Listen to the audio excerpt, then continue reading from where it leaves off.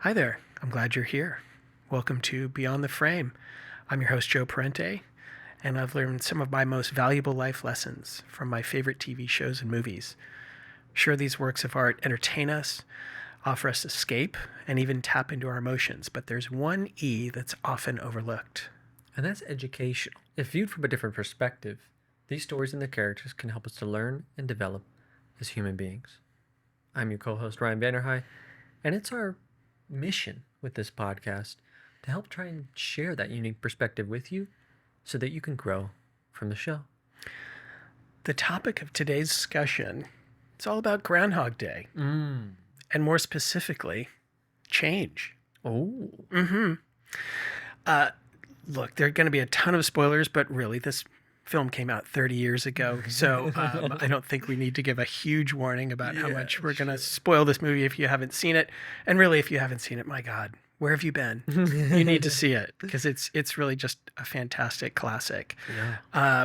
Please leave us a like, a rating, or a review. We would really appreciate that wherever you listen, and it really does help us with the show. So, shall we begin? Let's do it. Let's do it. The answers that you're looking for are lying just beyond the frame. So, Ryan, Joe, you've seen Groundhog Day. I've seen a movie a time or two. Me too. and boy, does it stir the brain. At least my brain. It does. There's a lot of emotions. There's a lot. And look, this is a 30-year-old movie, and a lot has been said and written about it. But the question that kept coming to mind for me is, well, Groundhog Day is February 3rd. That wasn't the question. The question is, why did February 3rd come about? Why did he wake up at the end of the movie, and the next day had happened? Why did that happen? What took place? Like what? What brought about February 3rd after being in February 2nd for it's debatable. Okay, so Groundhog Day takes It's place February on February 2nd. Correct. So the question you're asking is, why did we finally, at the end of the movie, come to February 3rd? What broke the loop? What broke the loop? So I decided to just, focus on one thing. Sure. Because I think we could focus on many. Absolutely. And that is change. And that's personal change. Because Phil did go through an awful lot. Yeah. And he did make clearly some massive changes. And we got to see what it took. We got to see a sliver of what it took, because there are theories that was up to 30 or 40 years that he was in that loop. Ooh. And Wow. Originally, I think this is one of the things Bill Murray was pushing for in this movie, was to really show that. And screening audiences, I think they might have had that. Screening audiences kind of freaked out at that. Okay. When studio executives were asked, how long do you think the loop was? Their answer was 2 weeks.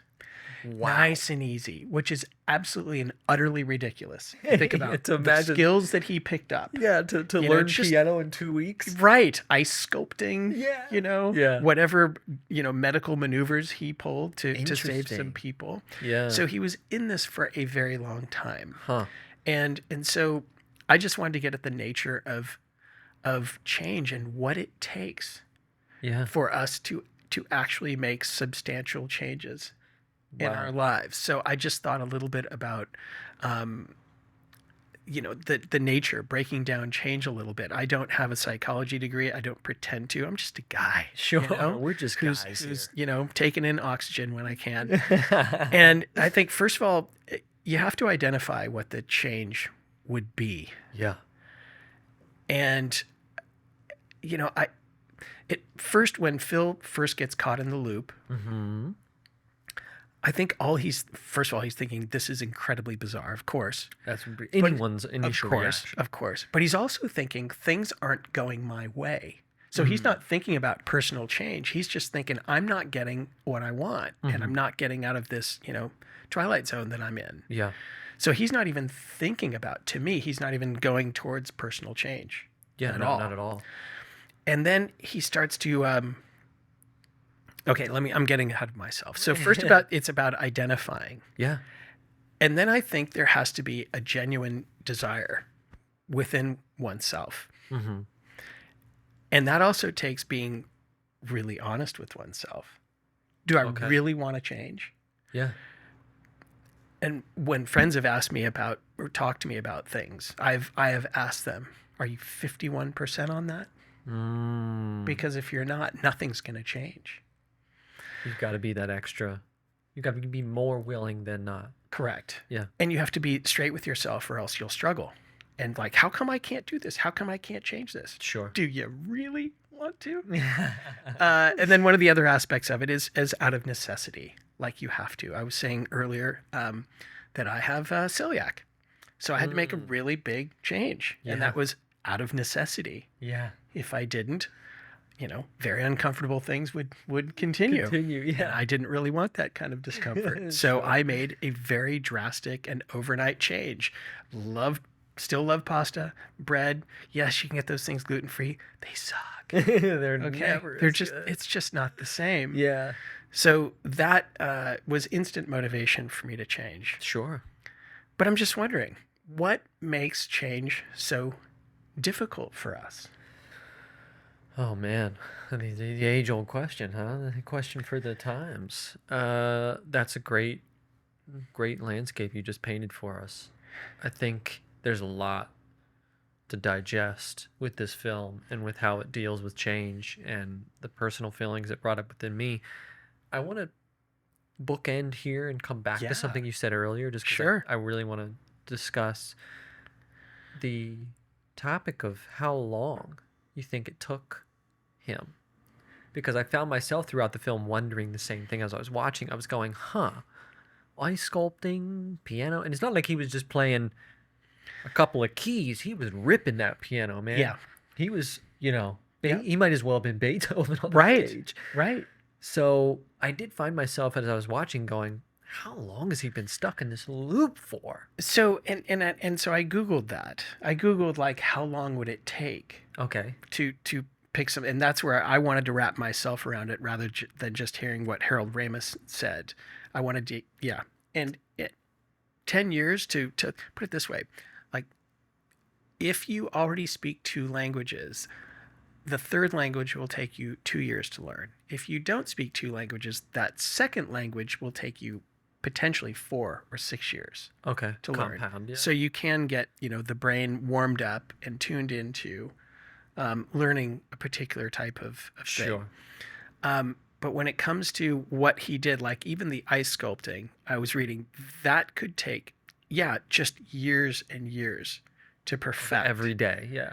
And it's not just that he's spending all day ice sculpting. He's not spending all day playing the piano. He's supposedly getting lessons from this woman. So Yeah. what's that, an hour a day? Yeah. So when he got to be that kind of a piano player, playing an hour a day, It would take a very long time. Yeah. Sure. a long time. Sure. I think, yeah. When I was watching it, I thought it was a few months.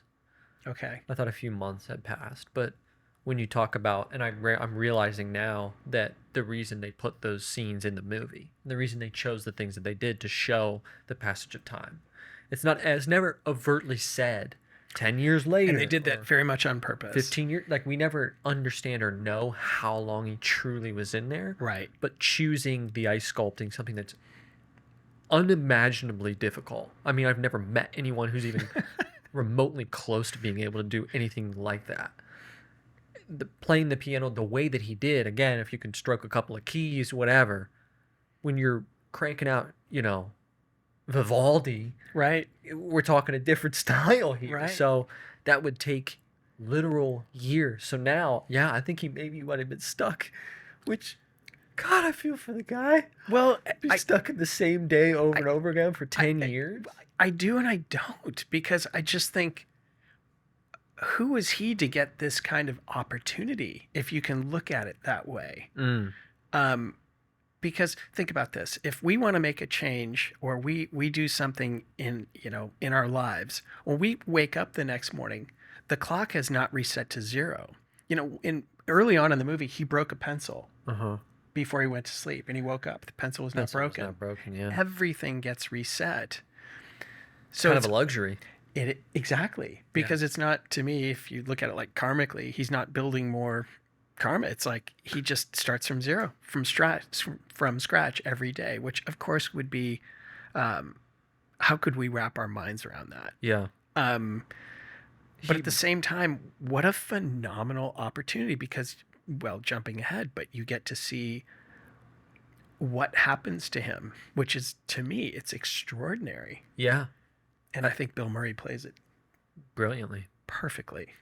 I think to reply to what you were saying, we have to live with our choices. Yeah, We have to face the fact. We have to live with the decisions that we've made. When we wake up, that's right. it doesn't go away. No, I did that. exactly. I made that choice. I made that decision. It led me here. Exactly. I wronged someone. That's I right. affected someone in a bad light. Whatever it is, we have to live with that. We have to accept that. We just get to Tabula rasa every day. reset. So then it also gets into what would motivate a person to do the day the way they do, and what is like their purpose. Because is he thinking I have to do something in order to break the loop? I think he has to get to the point where it's like, this is my life now. This Has to accept is it. just my reality. Yeah. And it takes him a long time. Obviously we've been talking about that, but Yeah. to become what he is. So let me back up a little bit and just kind of bring up what I saw as like the genealogy of how he became who he was Okay. at the end. Okay. Because he decides pretty early on that he wants to be with Rita, Yeah. played by Andy McDowell. Who can blame him? Go ahead. Yeah, and the first instance I think is when he's with that other woman, and he keeps calling her Yep. Rita, and she goes Nancy. It's Exactly. Nancy. So That's right. That's our first indication of he's got. That's right. Well, I guess if we look in hindsight, when he sees her in the studio, and she's acting all goofy, in hindsight, he pauses and he kind of yes. stares at her. But if the first real indication is when he keeps calling this woman Rita, and she's like, Exactly. I'm Nancy. Exactly. That is the first clue we have. And And wishes it was her. for sure. And he also sees pretty quickly, and Rita lets him know pretty quickly that he is not her jam whatsoever. Yeah. Like, not even in the ballpark. Right. He does not stand a freaking chance. Yeah. And I wondered, was he going for that because she is turning him down? And in time, you got to see that was not the case. Right. So at first, I thought this was fascinating. He gets to see that the clock starts over. I'm going to take advantage of that. So what kind of drink do you like? What do you like? He gets to learn about what she likes, thinking that's going to get him what he wants. He's not thinking again at all about change. What do I need to change? I just need to figure stuff out so I can get what I want. Yeah. That's his motivation. Sure. And what I loved is how they showed him over and over, or they showed them getting to a point where she'd slap him. Yeah, there was just a sequence I of loved that. 50 slaps. Yeah, Right. Where it's just And I think he's mystified. Like, why are you slapping me? I did everything right. I did all the right things. Yeah. I don't understand what's wrong. Yeah. And that to me is where the movie starts to become really fascinating, Yeah. because he is mystified and he doesn't get it. Aren't I saying all the right things? Isn't that what a guy is supposed to do? Because that's what has worked for him in his life. Sure. Up until this point, yeah. And he's thinking, I am super. Well, he referred to himself as a god at one yeah. point. Yeah. Did you catch one of the lines he said about God? What do you say? He's just been around so long. That's how he knows everything. Yeah. I Sure. thought that was awesome. I think it's so I found the movie I hadn't seen it in such a long time I almost forgot about it. So it was refreshing to watch it again. He goes through stages Oh, for sure. where first it's anger of Yep. like why is this happening to me? Disbelief. Then it's let's have fun. Yeah. He goes on that.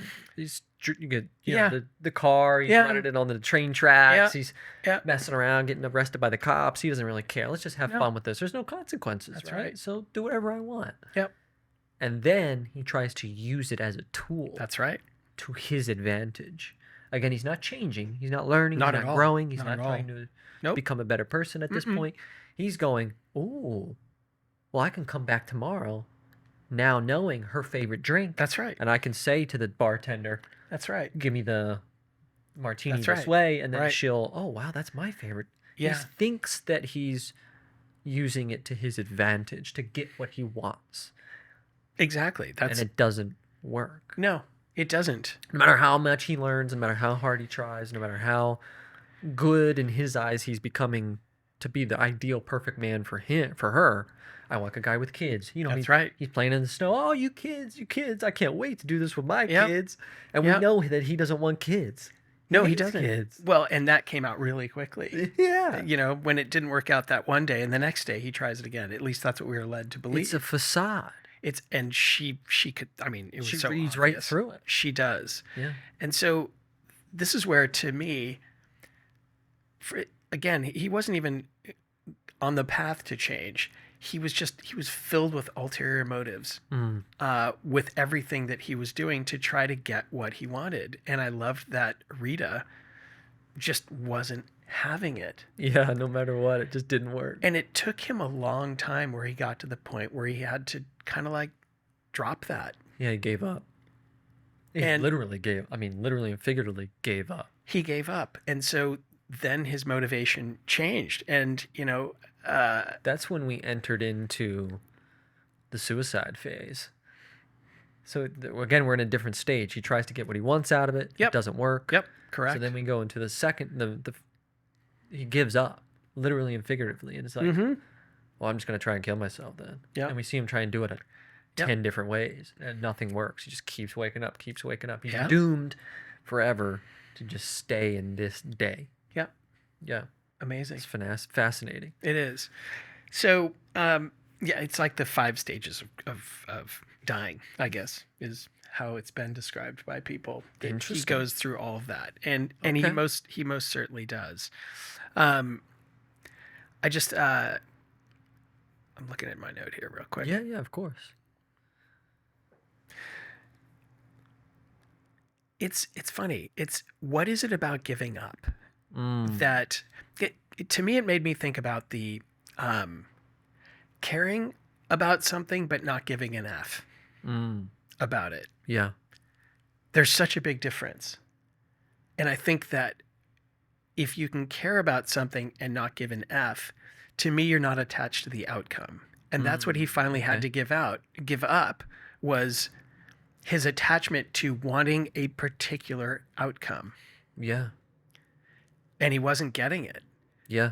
And so that's where I could imagine a lot of years passed of him figuring out, well, then what do I want to do with this day that is happening over and over and over again? Yeah. And I wonder what it was. I don't know that we saw it in the movie, but what was the first kind of like kind act that he did that he saw? Oh, wait a minute. That feels pretty good. Because it looked like he hadn't led the kind of life where he's doing good deeds for anybody or giving service to anyone. Yeah.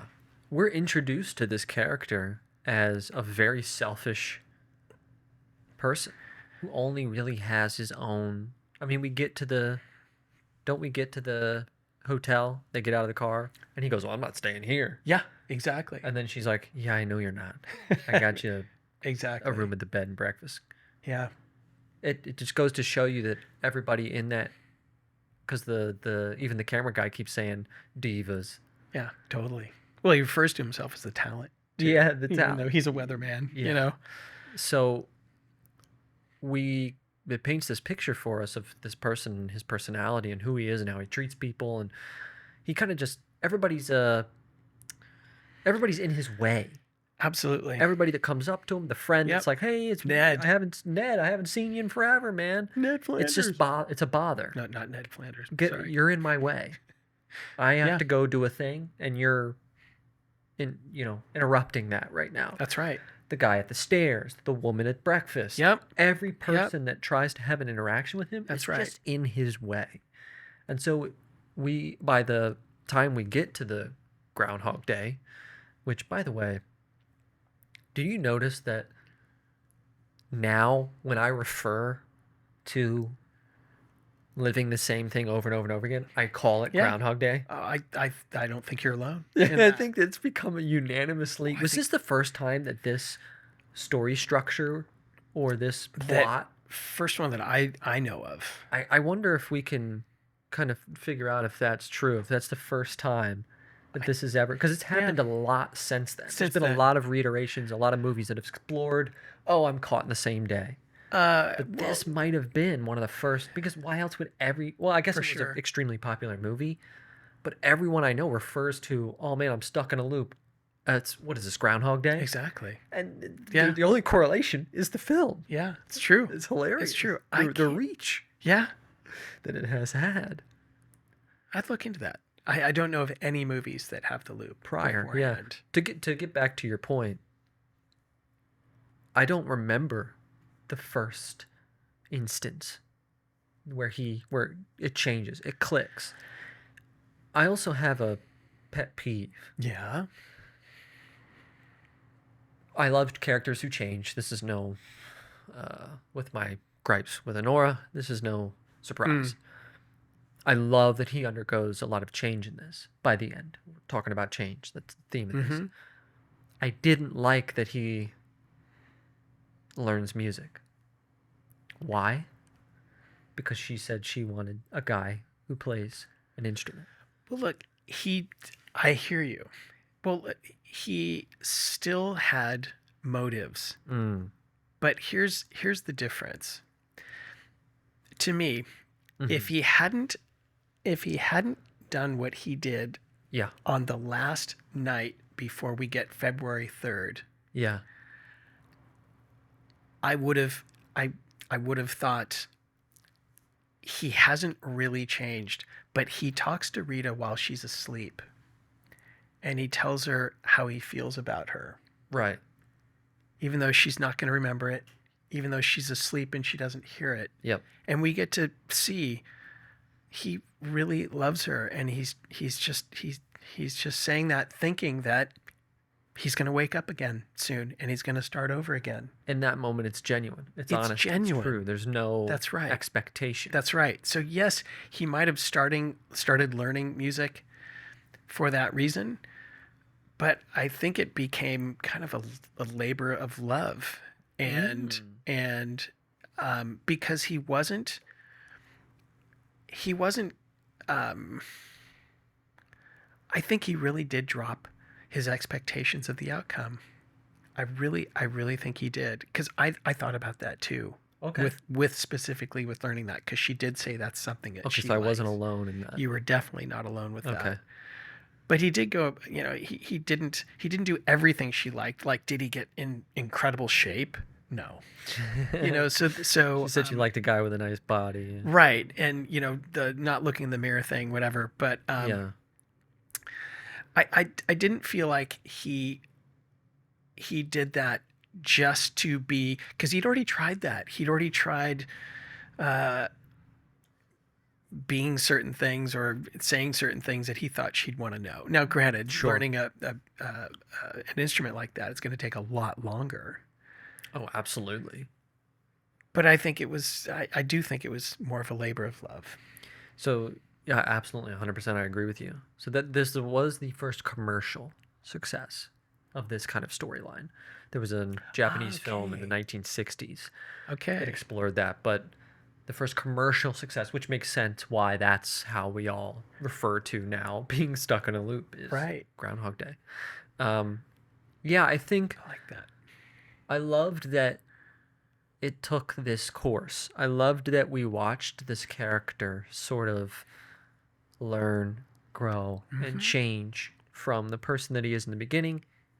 And that's ultimately why, to come back to the question you asked from the very first start of this, that's how we get to February 3rd, sorry.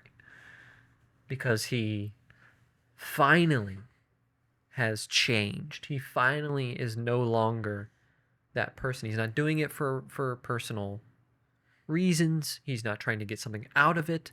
He's literally using the day to do good for as many people as he can and just be appreciative of what he has and spend time with Rita with no expectations. And then boom, we get September 3rd. Yeah. It's only once he's changed. I totally agree. So that gets into one of my next points. Okay.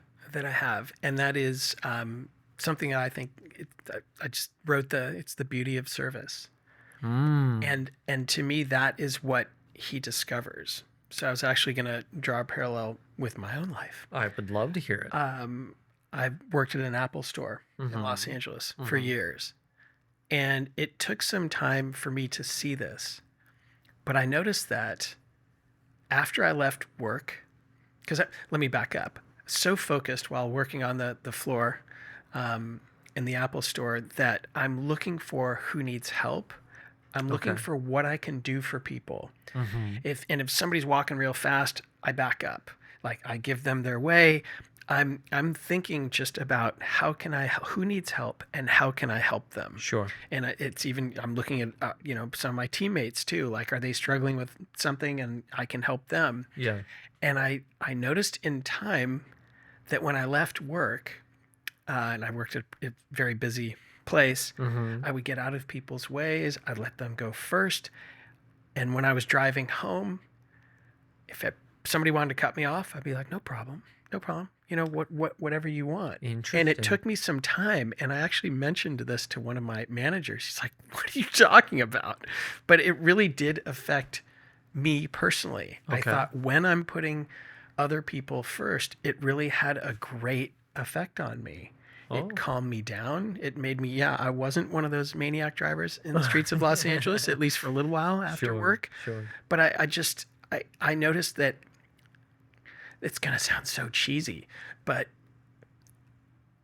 in serving other people and just focusing on what they needed, what they wanted, it made me feel better. And so this is why one of the last things he says to Rita that morning that they wake up, and it's February 3rd, he says, what can I do for you today? Yeah.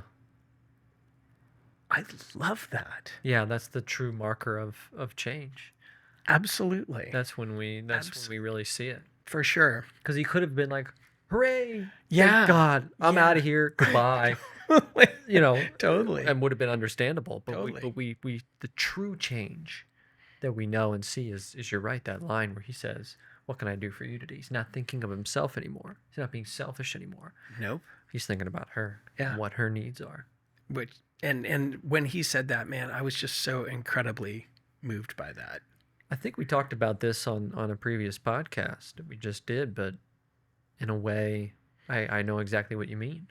Because the most meaningful thing to me would be that someone were to see something that I've made and it's had an impact on them and it's helped them and they've grown and they've seen things in a different way from a different perspective. And helping people, serving people is such a motivator. It feels so good. It makes you, I don't know, in a way, and everyone's different, and you have to figure out for yourself what your life goal is and what you want to accomplish with this gift that you've been given. But to me, that's the only thing I want to do, is just have that kind of impact. And so it's similar to what you were saying with the Apple store. I know my girlfriend too, she loves to cook. She loves to pour love into something and then give it to other people. She loves their reactions. She loves them. Now they feel good. They're nourished. It's similar. People who are bedside nurses.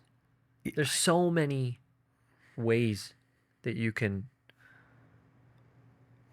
articulate that. For sure. And Phil became kind of the ultimate at that. Absolutely. From having come from a completely opposite direction. What can all y'all do for me? It became, what can he do for Puxatawny and the people of that town? I was also really moved when he tried to save the old man, the homeless man. Oh, I know. And it was heartbreaking. And the nurse says to him, or the doctor says to him, it was just his time. People die. Yeah. And you could see how that was like unacceptable to him, but he tried day after day after day after day after day, and it still didn't work. And I thought that was really important for him to see. That was a brilliant sequence in the film in more than one way, because we see how change affects life in general outside of him. It's a perfect indicator that death is change too. and that the woman keeps telling him, it's just old age.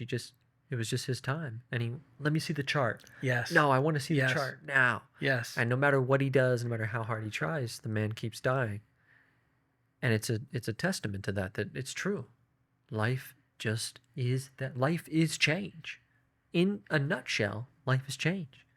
Life is evolution. Mm-hmm. Life is not, you have to evolve. You have to change. You have to grow. Otherwise, you'll die. Right. Or you'll die. You'll early, prematurely. You won't survive. You won't blend it. Won't be able to move with society. If you're not willing to change, life's going to be real difficult for you. Very. I agree with you. I think for a lot of people, though, the challenge is, something that I said at the onset of our show here is identifying what needs to change. I think that Sure. also comes down to owning your own stuff, Yeah. and seeing that your stuff might not be the greatest thing ever, Yeah. and acknowledging that and owning it, and then being, again, honest enough to say 51% of me really does want to change that. Okay, then. That's what it'll take. Step. You'll have to get and reach that point. There's the old adage: you can lead a horse to water, but you can't make it drink. For sure. You could give as much advice to someone as humanly possible, but until they're at that 51%, nothing you say is going to matter. That's right. They themselves have to reach 51. Which makes you wonder, how much can we really affect people? How much can we really help them? God, I've been wrestling with that for a while. Let me tell you what. Another small question we ask here. Yeah. But that's true, because if somebody doesn't really want to do something, they're not going to do it. You can give them the best advice on the planet. And if they don't want to do it, it's not going to happen. You can have the greatest tools at your disposal. You can have the greatest guidance, advice, everything. Until you reach 51, Yeah. nothing will change. And that's where, for me personally, I have to not be attached to their outcome also. Because people can give advice and get really upset if you didn't take my advice. You keep doing that and take it like personally. The old "I told you so." Right. Oh, Exactly. that hurts. That's why people don't take advice.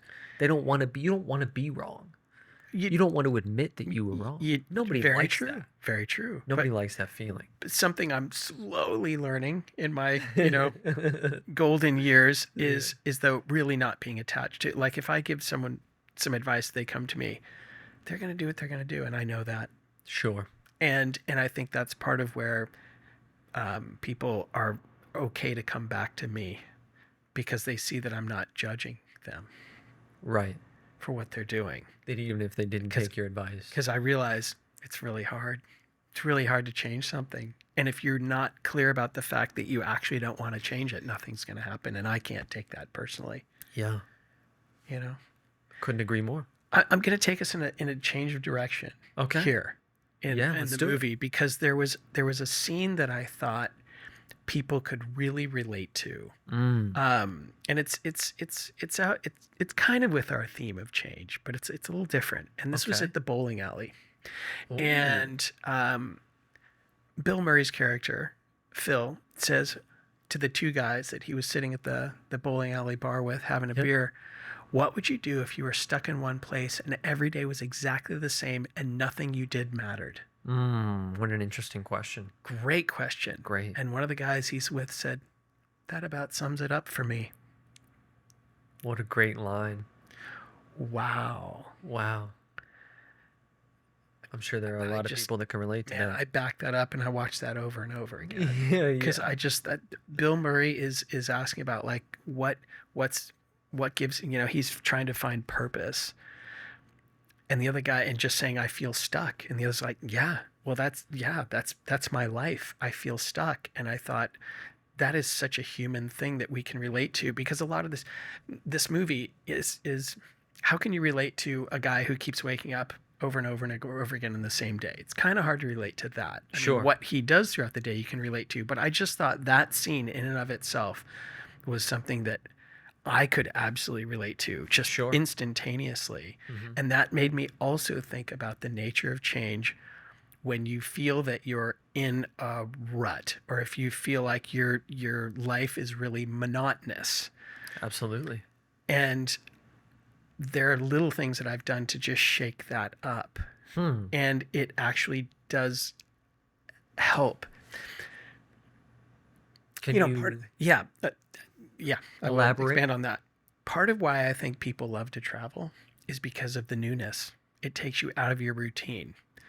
See a new place, You're seeing a new experience place. new culture, You're not doing your food. same, brushing the teeth. This is when I put on my shoes. It's totally different. Yeah. And I think it kind of liberates people. So if ever I feel like I'm in a Groundhog Day kind of thing and my life feels really repetitive, Yeah. then if I can't, jump on a plane, then I look for small things like taking a different way home from work. Yeah. Purposely doing my whatever I do in the morning before I leave for work differently. Yeah. Purposely listening to different music. Purposely doing things that are a little bit different. And I Right. swear to God, I get relief from it. Sure, absolutely. I can't agree more with what you're saying. I am the exact same way. I need some degree of change. I can't be in the same thing over and over and over. I mean, I would be the worst data entry or customer. I mean, something where I was just doing the same, coming in, clocking in, doing the same thing, clocking out. I would be miserable.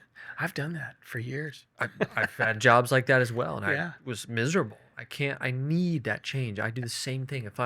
Listen, I go on a walk every day here where I live, and sometimes I just have to go down a different Yeah. street. I Yeah. have to go down and take a left instead of a right. I just Yeah. need that because it just can get so monotonous, like you said. And for sure. And it takes effort if one is Yeah. just Yeah. doing the same things over and over and over again. It really takes effort to shake that up. And again, it comes to the 51%. How much do you really want to shake it up? How much do you Yeah. actually want to change things? Yeah. And it's not easy. Some Not things at are easier all. than others. There's a sliding scale here. For sure. Sure, taking a left instead of a right on your evening walk, easy. Anyone could do it. For sure. The larger changes, as you were saying about the gluten allergy, that's your entire life you have gone eating this way, and now you have to flip that overnight. True. That's a massive change. Me moving from Delaware to California, Huge. a massive, massive, massive, Yeah. massive change. Yeah. So it's difficult. And I think sometimes that's why people don't change, is because it's hard, because it's difficult, because it's uncomfortable, because it doesn't feel That's good. right. That's right. That can sort of keep people where they are. I just want to be comfortable, and I'm Right. comfortable right here, right where I'm at. I've got my routine, I've got my things, my people, I do what I do, and I'm comfortable here. Why would I change them? Well, and if someone's happy in that, awesome. Yeah, sure, know, absolutely. You don't always need to change. No, of course Some not. things you shouldn't change. I totally agree. But you're right, because it brings up discomfort. It takes effort and it brings up discomfort. And if people are just really aspiring to be comfortable, like this guy in the bowling alley, and that's what I would have wanted to ask him some questions. And I also felt for him because he was saying that with a certain level of melancholy, just like I am stuck here. Yep, that's me, man. He probably born and raised there. He probably bowls there every Tuesday night. Has And a that's couple just drinks, right, and yeah, that's goes just the home. way it is. It's just That's just his life. yeah, sure. And probably there are things that make him feel I am absolutely stuck. He can, might not have an education, you know what I mean? There are circumstances which he might think that he is completely boxed in to a degree. That's true. Yeah, I just think that for me, I always need to feel that I can do something oh, to rattle the cage, to shake something up, to bring in something new and different. yeah. I want to come back to something you said earlier. Please. What do you think it takes to get you to that point? What do you think? Because we see it takes him a long time. It takes Phil a long time to get there. Well, right, because he wasn't even thinking about I need to change. That didn't happen for a very long time. And who knows how long. Right. But I'm similar. Sometimes me it takes too. me a very, very, very, very long time to change. What is it? Is it a case by case basis that you have to assess? So, again, we spoke things. Some certain things are easier than others. Maybe those more difficult things to change take a little more time because you have to ease your way into it, Mm-hmm. or let yourself be patient with yourself. Patience is key. Be patient with yourself and understand that it's okay to take time. You don't have to change overnight. No, that's insane. No one's asking you to do that. But some things take longer than others. So what is it about that? What with Phil?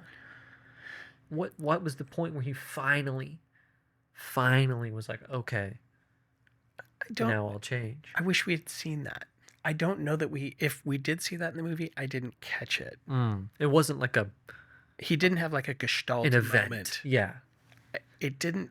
I don't remember that he had an event, but something had to have happened where he just thought, I've tried everything. I've tried everything that I can think of. It was after the slaps.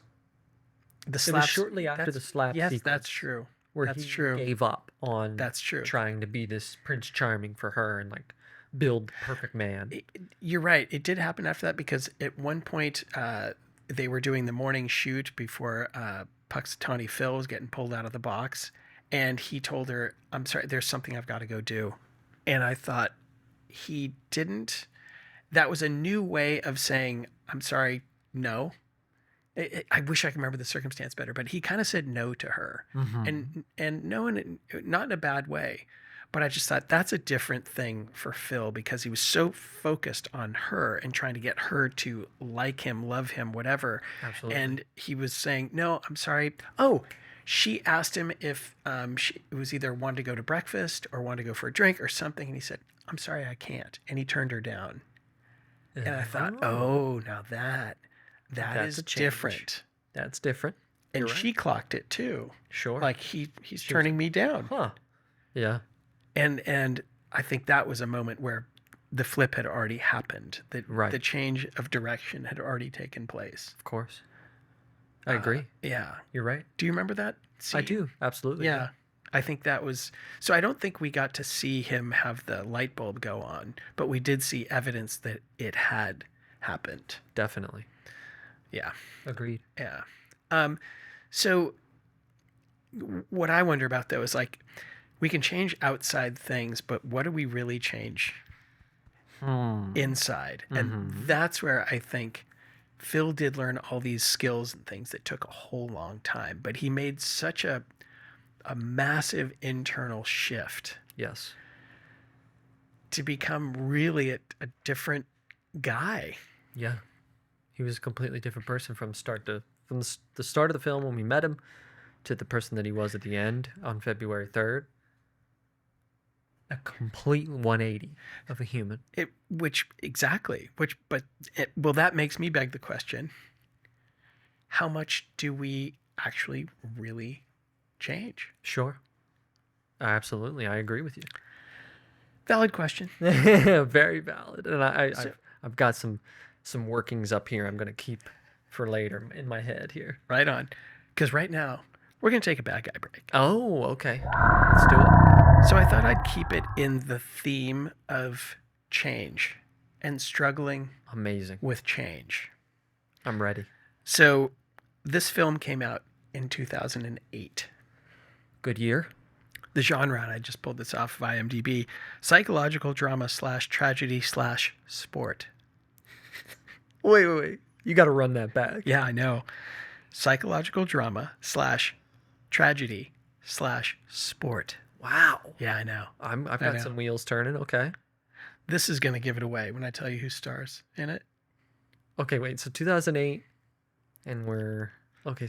Okay. All right. Yeah, go ahead. Mickey Rourke. The wrestler. Yes. Okay, I haven't seen the movie. You're good. You're good. I haven't seen it, but You're Mickey so Rourke, yeah, good. that gives it up. My girlfriend's been pandering me for a long time to be watching this movie. So. That is a must see. Yeah, I've heard. Darren Aronofsky just nailed it. Mickey Rourke was amazing. Okay. Everyone in that was absolutely stunning. Okay. Evan Rachel Wood. So What's her name? Go ahead. Without giving away too much, why did you choose this movie? Phil changed and he emerged. He came out the other side. Mm-hmm. This is a bad guy break. He did Mm. not emerge out the other side. Oh, okay. He struggled with it until the end. He's our Honora. And he really, yeah, He's he our really wanted to change. His motivation was his daughter that he didn't know. Okay, wait. So he wants to change? He desires change, Yes. but he doesn't get it. How much do you want me to spoil the movie for you? Okay. Don't say too much. Yeah. Because I want to. I want to spoil Man, it. But we since gotta- you haven't seen it, I've gotta probably watch already this. said too much. But just pretend that you didn't hear any of this. It's the other side of struggle because it just shows what we're up against in our lives. All of us we're all up against. We have our personal predicaments, Yeah. and his struggle is it's kind of beautiful to watch because you can tell he's earnest and he's really trying. And it's also difficult because he's kind of washed up. He used to be really famous. He probably made some good money, Sure. and now he's just barely getting by, and his body is broken. And my God, his portrayal was stunning, absolutely stunning, and it's heartbreaking and wonderful at the same time. There's something to be said about change that's difficult to accept. Change that happens to us outside of our own accord. So again, the gluten thing. That's not something that you weren't seeking out to change. What did you say to me earlier? Out of accommodation? The change was difficult for you to accept. Difficult for Mickey Rourke's character to accept that he's no longer, this famous, well-off, at the top of his career.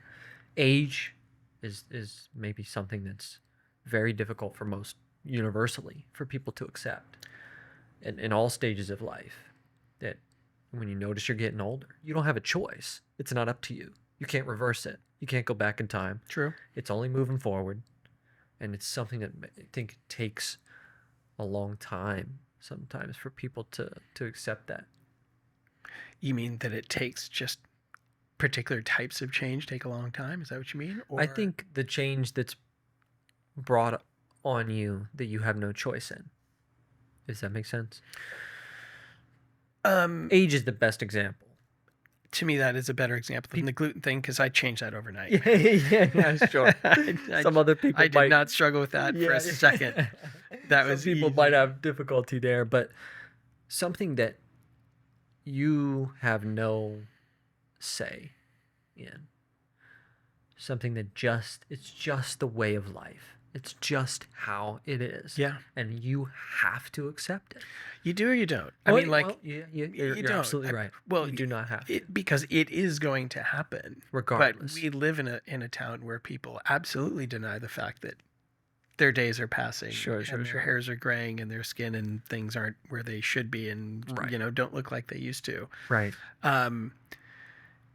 But even at my age, it's a daily thing and think about how to do it gracefully. Sure. To go with the change that I'm not asking for, Right. that I did not request. Yeah. Yeah. That's a really good point. Yeah. That's not easy Absolutely not. at all.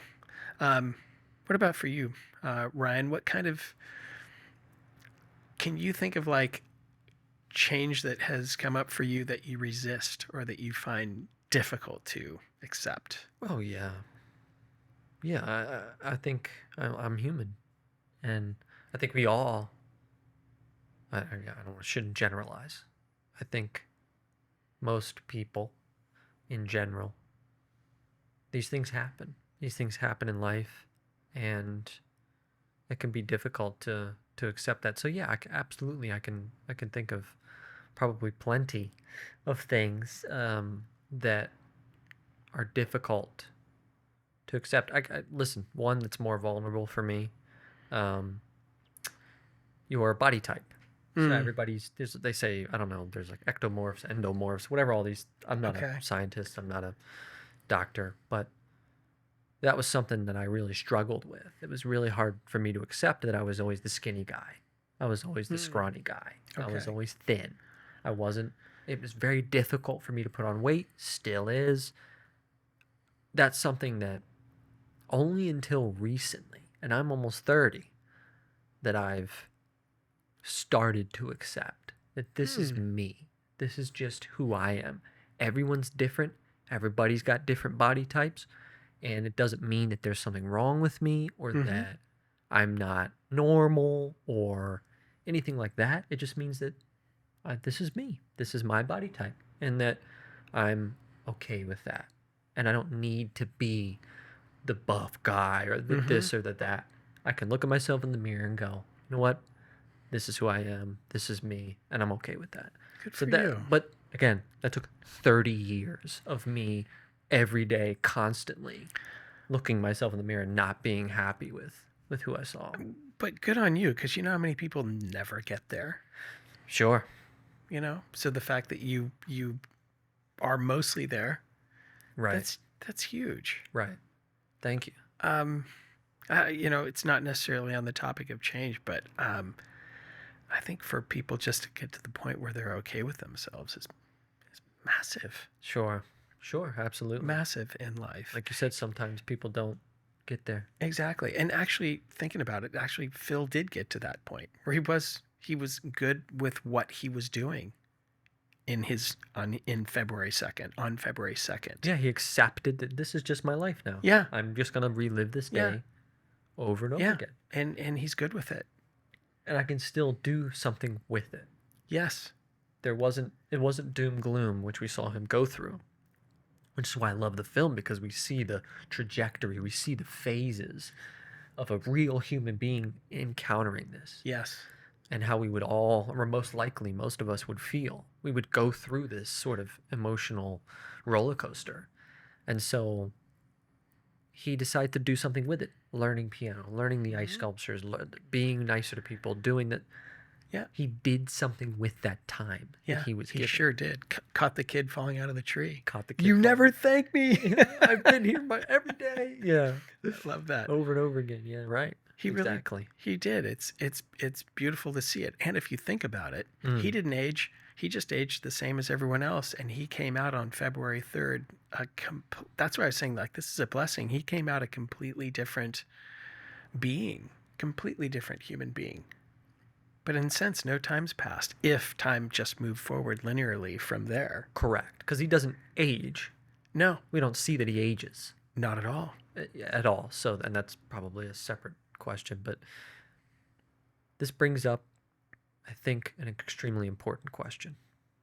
I love it. Why do you think that it often takes times of desperation to see real change? By all means, if we're assuming that Phil, at the beginning, were to go on and just be this person, have this personality, treat people this way, just go about his life this way. It took this extreme circumstance, I mean extreme, in order That's for him right. to see change. That happens to most of us in our lives. It takes something extraordinary for us Agreed. to finally wake up. What do you think it is about that? Why does it take that? I think it's hard for us to know completely what we're up against. I think that's part of it. I think, do we completely know all of our motivations? Probably not. Do we know what our DNA, is telling us, screaming for us to do? Probably not. I think that, I think it's scary. And I think we don't want discomfort, like you were saying earlier. And sometimes it just takes being smacked really hard for something to come about. Here's something that I've seen in my life. Okay. Is I try to take heed of the speed bumps, if you will. Because I have felt like life will give me speed bumps, like little warnings of the health is getting funky. Might be time to go see a doctor. You know what I mean? Sure. Before you get walloped. Okay. Yeah? So you've got a couple of body jabs To me, before you get the uppercut. yeah, not all the time, but I think sometimes there are signs there, without getting esoteric or funny about it. Yeah. That it's time to pay attention. Ah, okay. And if you're not paying attention, you're going to pay a price for not paying attention. Sure. Do you okay? From this perspective, do you think it's avoidable then? You think the uppercut's avoidable? I think how it's handled can be different. If it's completely taken you out of the blue, it's going to be harder. If you if you're not leaning into it, but almost. A heightened awareness. Yeah. Then it won't be such a shock. Okay. Does that make sense? Yeah, that absolutely does. I think you're right. I agree. I love the speed bump analogy. That's a good way to look at it. I try to really notice if I'm getting something. And then maybe you might get a pothole. It might shit, what was that? Exactly. But you haven't yet gotten in the car crash. Exactly. And that could be feedback from a friend. Like, you don't know that you're doing something, and a good friend will let you know. A good friend will tell you, hey, you're saying this thing, you're doing this thing, and it kind of hurts. It's like, and you might not even know you're doing it. To me, that's a speed bump. Yeah, absolutely. And if you continue doing that, then you might get truly walloped, and something really significant could happen that you wouldn't want to have happen. I know we're running out of time here. Just something quick I wanted to say. What do you think it is about people who continue to get the uppercut and don't change, don't see it, it doesn't shake them. It doesn't. I think what we saw in Caddyshack, I think... Caddyshack? Sorry. Oh my God. Oh my God. Groundhog Day. That's funny. I was just thinking Bill Murray. Was he wasn't a victim anymore. That's part of why his days were getting so much better. He was not a victim. He wasn't getting slapped around. He wasn't getting angry about it. Perspective. Yeah. It is perspective. You're seeing life from a different lens. By all means, it was the same day. It was the same day. It was the same things were happening. Caddyshack was a great pull. Sorry, but he's changed his perspective just ever so slightly. Yeah. And then now he sees life in a different way. It's a testament to what things change can bring. What can be on the other side of change. Yeah. Agreed. Wow. Love this movie. Love that. Me too. Love change. Yeah. Thanks for the discussion. That was good. That was great, man. That was good. So, do you have a recommendation for the people? Do you have something you want the folks to see?